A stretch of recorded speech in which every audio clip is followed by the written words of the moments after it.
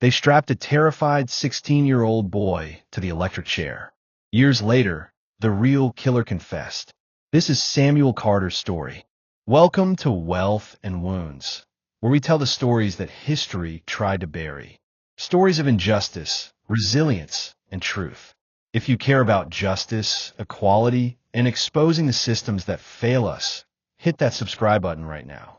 Because tonight's story is one that will break your heart and make you furious. He was 16 years old, barely old enough to shave. His crime? Being in the wrong place at the wrong time with the wrong color skin. His punishment? The electric chair. This is the story of Samuel Carter, a poor black teen who became a symbol of injustice in a town that didn't want him to survive. It was the summer of 1942 in Pine Hollow, Alabama, a small town where everybody knew each other's business, and justice came with a color code. Samuel Carter was a quiet kid who worked odd jobs at a gas station, saving money to help his widowed mother buy a second-hand sewing machine. But one humid evening changed everything. A young white girl, the daughter of a prominent businessman, was found injured near a cotton mill. She'd been assaulted. The whole town demanded justice. And within 48 hours, the sheriff had a name, Samuel Carter. There was no investigation, no evidence, just a terrified girl's shaky statement that she thought she saw a black boy nearby. In Pine Hollow, that was all it took. Sheriff McKinley, a man known for his iron fist, marched Samuel out of his house at gunpoint. His mother screamed and begged for mercy, but they shoved her to the ground. Within 2 weeks, Samuel was indicted. The courtroom was packed with angry white townsfolk demanding his execution. Samuel's defense attorney, a young man fresh out of law school, terrified to say anything that might upset the sheriff. The trial lasted 1 day. The prosecution presented no physical evidence, no witnesses who had actually seen Samuel near the scene. But the sheriff's presence loomed large. His glare alone was enough to silence the defense. When Samuel tried to testify, his voice trembled. "I didn't do this. I swear I didn't." The jury didn't even leave the courtroom to deliberate. After 5 minutes, the foreman stood. Guilty. Samuel was sentenced to death by electric chair. He was 16. The night after his sentencing, his mother collapsed from exhaustion and grief. Eleanor Thompson, a local teacher who believed Samuel was innocent, started writing letters to civil rights groups and reporters across the country. But Pine Hollow was a place that prided itself on taking care of its own problems. Outsiders weren't welcome. In prison, Samuel became known as the boy who waited. Guards mocked him, calling him a monster. Other prisoners, many hardened criminals, took pity on him. They taught him how to write letters, how to pray, how to survive. "You don't belong here, boy," one prisoner told him. "But this place eats the innocent just like the guilty." If you believe Samuel deserved a fair trial, stop what you're doing right now. Subscribe to Wealth and Wounds. Share this story so the world remembers his name. Eleanor Thompson's letters finally reached a newspaper in Chicago. Reporter Henry Wallace traveled to Pine Hollow to investigate. What he uncovered was chilling. The sheriff had coerced the girl's testimony. Samuel's fingerprints weren't on any evidence. A drifter had been seen near the mill that night, but police ignored the lead. Henry published a scathing article titled "The Boy Pine Hollow Wants to Kill." It caused a media firestorm. For the first time, the people of Pine Hollow faced national scrutiny. The governor ordered a stay of execution while Samuel's case was reviewed. But Sheriff McKinley wasn't about to let his power be challenged. "We don't need outsiders telling us how to handle justice," he told reporters. On the night of Samuel's scheduled execution, a mob of angry townsmen surrounded the prison. They carried torches, shouting for blood. Guards locked down the facility as the crowd tried to break through the gates. Samuel, sitting in his tiny cell, could hear them chanting his name. He thought he would die that night, not by the electric chair, but by lynching. Henry Wallace and Eleanor stayed outside, documenting the chaos. Their bravery kept Samuel alive. Their presence meant the mob didn't dare storm the prison completely. But the damage was done. Samuel was no longer just a defendant. He was a symbol. Months passed as Samuel's lawyers fought for his life. Appeals were filed. Motions were denied. Just when it seemed there was hope, tragedy struck. The key witness, the store clerk who had seen the drifter near the mill, mysteriously disappeared. Sheriff McKinley announced that the evidence against Samuel was stronger than ever. The governor lifted the stay of execution. Samuel was set to die. On a rainy night in February 1943, Samuel Carter was led into the execution chamber.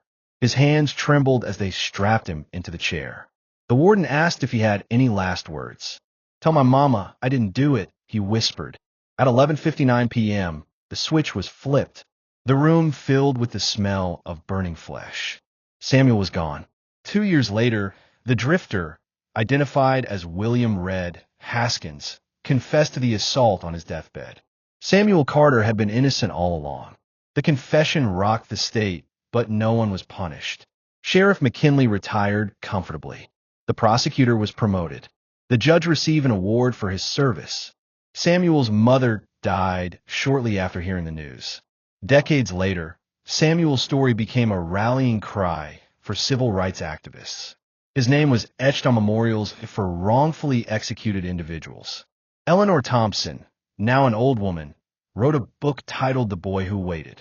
But even in death, Samuel's case symbolized a system that never valued his life.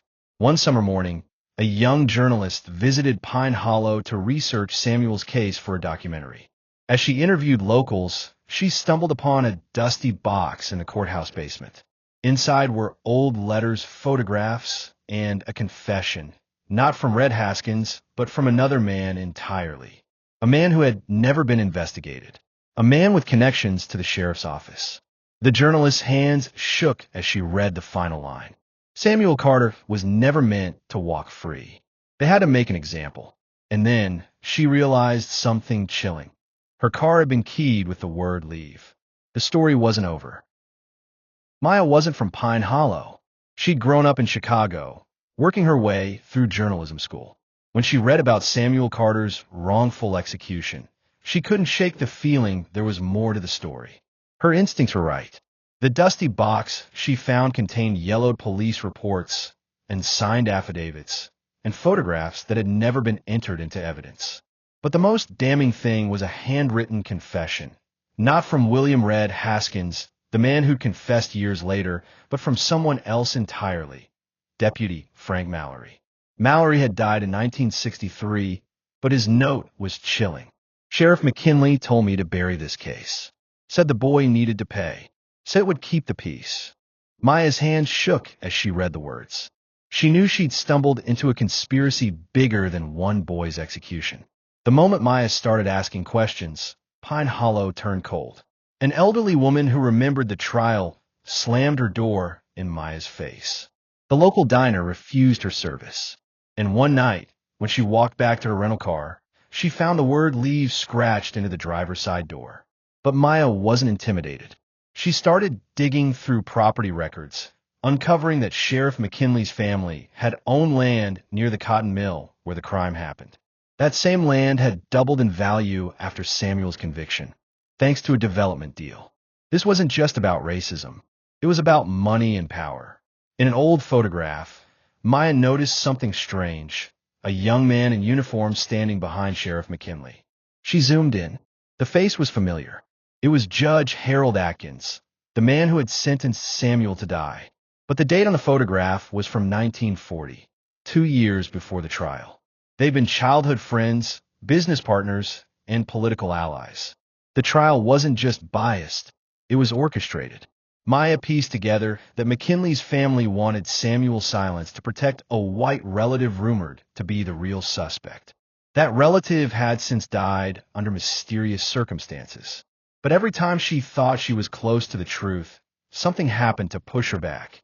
If you believe Samuel deserves his name cleared, take 2 seconds right now. Subscribe, like this video, and share it. The more people know, the harder it becomes for history to bury the truth. One evening, as Maya returned to her motel, she found her room door ajar. Inside, her notes had been shredded. The files from the courthouse box were gone. On the mirror, someone had written in red lipstick, "Stop digging or you'll end up like him." Maya called the police, but they dismissed her concerns. Pine Hollow is a safe town, ma'am. Maybe you're just jumpy. She realized something terrifying. The people she needed protection from were the ones wearing badges. Determined not to give up, Maya returned to the courthouse. She spoke to an elderly janitor named Clarence, who had been a young boy during Samuel's trial. He lowered his voice as he handed her an old ledger. Miss, you didn't hear this from me, but the night they arrested Samuel, they brought in another boy too. A white boy. They let him go the next morning. Name was Clayton. Maya's pulse quickened. Clayton McKinley, the sheriff's nephew. This was the break she needed. She had proof that the sheriff's family had framed Samuel to protect their own. But exposing this truth wouldn't just embarrass Pine Hollow. It would destroy legacies. When Maya contacted the state attorney's office to request a formal review, she was met with chilling silence. Then, a lawyer called her anonymously. You need to be careful, Ms. Reed. The McKinleys still have influence. If you publish this, you won't just ruin reputations. You'll make enemies who never forgive. Maya's resolve hardened. Samuel's mother had died, never knowing her son was innocent. The least she could do was clear his name. Late one night, Maya received an email from an anonymous source. The subject line read, "He wasn't alone that night." Attached was a photograph from the original crime scene, never before seen publicly. It showed footprints, two sets of shoes, one large, one small. Maya's breath caught. This wasn't just about clearing Samuel. This was murder. Someone had orchestrated a cover-up that spanned generations. The email ended with a chilling note. Meet me tomorrow night at the old cotton mill if you want the truth. The next night, Maya drove to the abandoned cotton mill. The building was dark and silent, its windows shattered like broken teeth. She clutched her phone, recording everything. "Hello," she called out. A man stepped out of the shadows. He was elderly, his face obscured by a hat. "You shouldn't be here," he rasped. "Who are you?" Maya asked. "Someone who's been keeping secrets for too long." He handed her a small, weathered envelope. Inside were photographs of Sheriff McKinley shaking hands with a politician and a signed confession from Clayton McKinley himself. "They made me write this before I died," the man whispered. "But if you share it, they'll come for you too." Suddenly, headlights swept across the mill. A black SUV screeched to a halt. Men in suits stepped out, shouting, "Drop it! Now!" Maya ran. Maya sprinted through the mill, clutching the envelope. Gunshots echoed as she ducked behind rusted machinery. Her heart pounded. She crawled through a broken window and fled into the woods, branches clawing at her arms. By the time she made it back to her motel, she was shaking. She locked the door and hid the envelope under the floorboards. That night, she couldn't sleep. She knew they'd be back. At sunrise, Maya packed her things, ready to leave Pine Hollow. But when she stepped outside, she froze. Sitting on the hood of her car was a single black feather and note. "We warned you." Suddenly, her phone buzzed with a text from an unknown number. It was a photograph. It showed Maya, asleep in her motel bed. She wasn't just uncovering a cover-up. She was being hunted. What secrets are so dark that they'd threaten a journalist's life to protect them? Should Maya risk everything to clear Samuel's name, or walk away before she becomes their next victim? Comment your thoughts below, share this video, and subscribe to Wealth and Wounds for Part 2, because this story is just getting started.